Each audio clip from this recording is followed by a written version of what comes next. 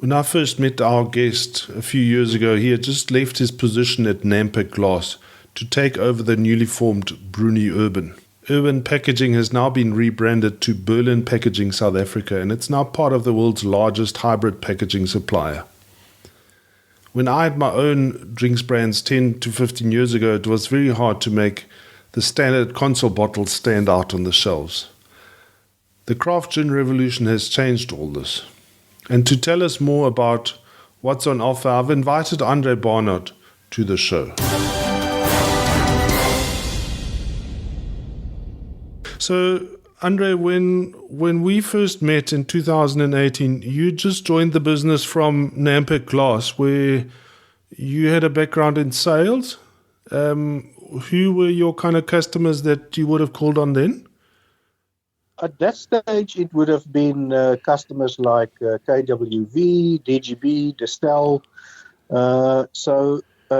If you think Isanti Glass or Nampak Glass, which that was their name before, and Consol, they have a large manufacturing footprint. So they're not geared to really manufacture short-run premium thick base type of glass bottles.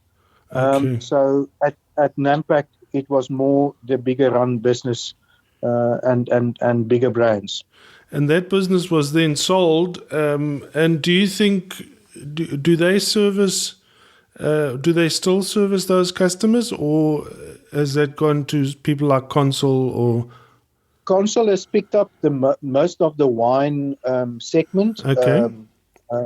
Isanti now only makes a few flint options. They're out of dark green glass and dead leaf glass. So their focus is then AB InBev. Their focus, they still have other customers left, and it's not just AB InBev. I think they've during the sale of the business, there was agreements reached during the competitions commission segment, where they continue to supply some other customers. But the focus, I think, changed. Okay. And so your business, Berlin Packaging, you focus on the shorter runs, and it's mainly imported, it's sourced from around the world. Is that what your business does? Yes. So basically, besides or on the glass side, it would be aimed more based on the Bruni Glass range. And I think Bruni Glass is associated with premium glass. And although that kind of also moved into a longer run, lower end type of glass as well. So Berlin specializes in both segments, and it is sourced through a well-supported network of production plants all over the world. Yeah. So when I had my own brands, let's say 10, 15 years ago, we had a choice between a Consol 701 and a Consol 701, and it was really frustrating. But I think the kind of the craft gin revolution would have triggered the importing of these beautiful glass bottles that you have now.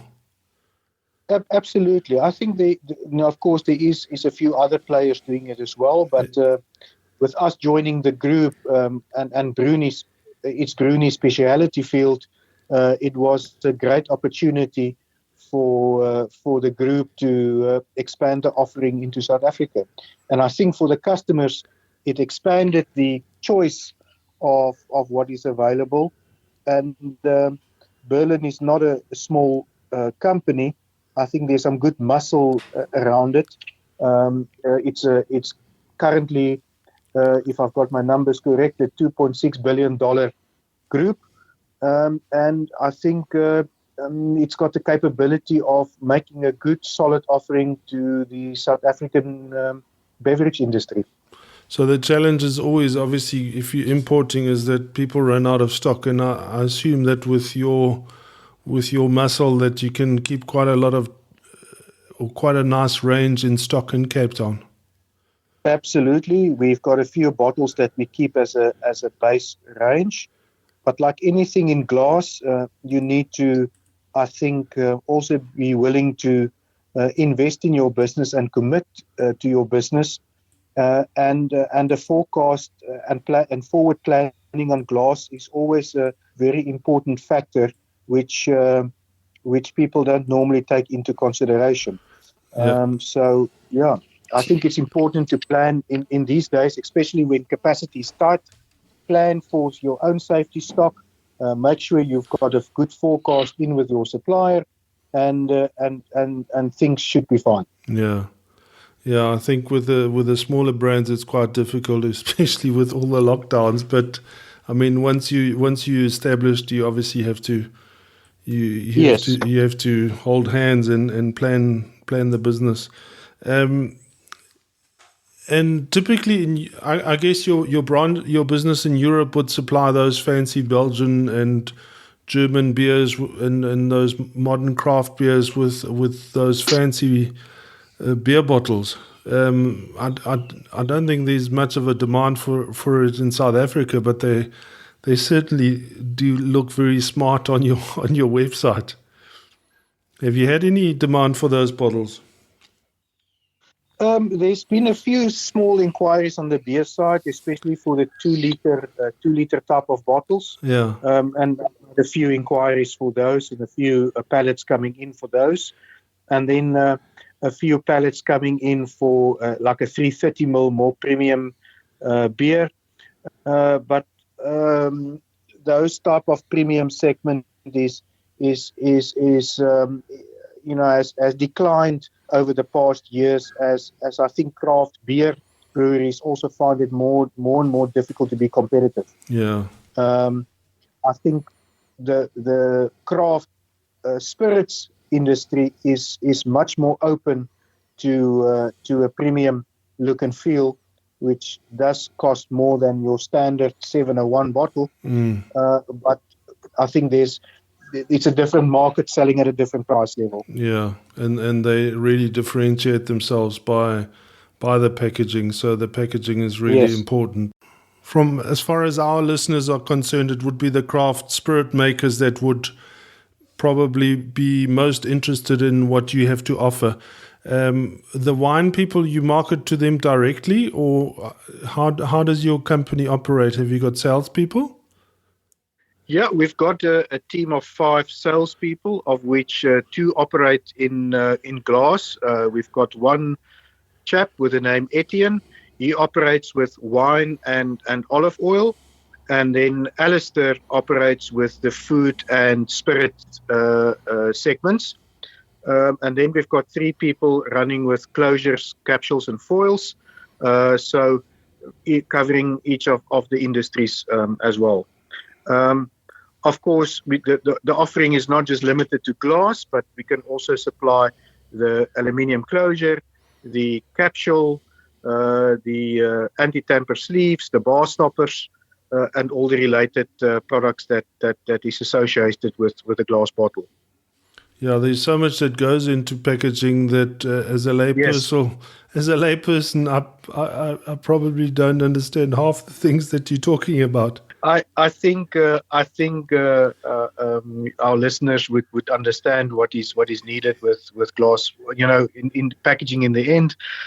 But we are called a way to guide anybody who wants to understand how they make their product look a bit different. And there's even options that we work with different decorators, so we can in the end be involved with your design.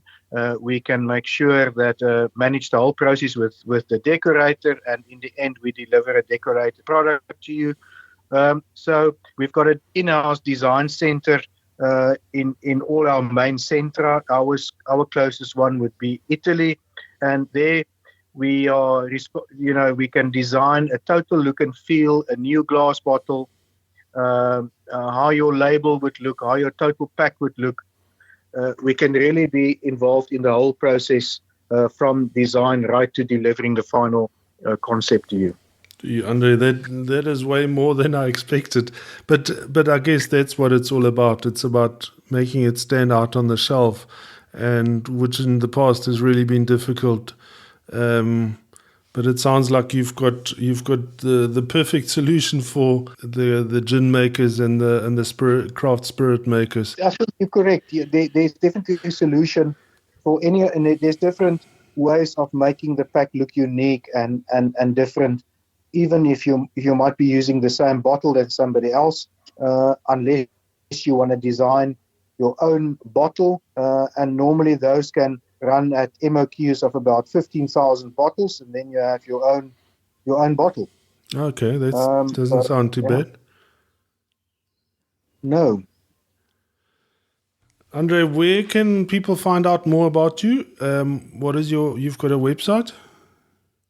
We've got a website. If you go onto Berlin Packaging UK, there would be a link to South Africa, or if you just go on Berlin Packaging South Africa, you'll be directly to that web page, and you can get to us. Otherwise, we're here in Cape Town.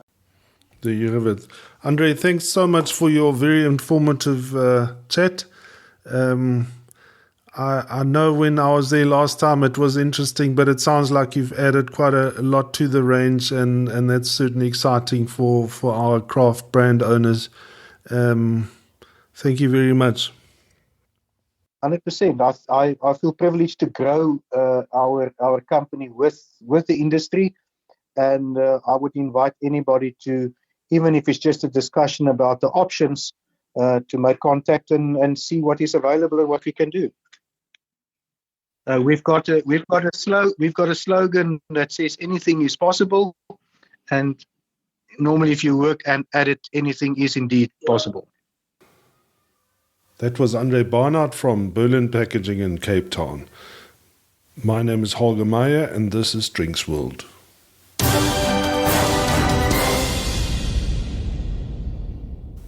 Thank you for listening to our stories here online. In the show notes, you will also find a link where you can subscribe to become part of our community and be notified when we upload our latest content.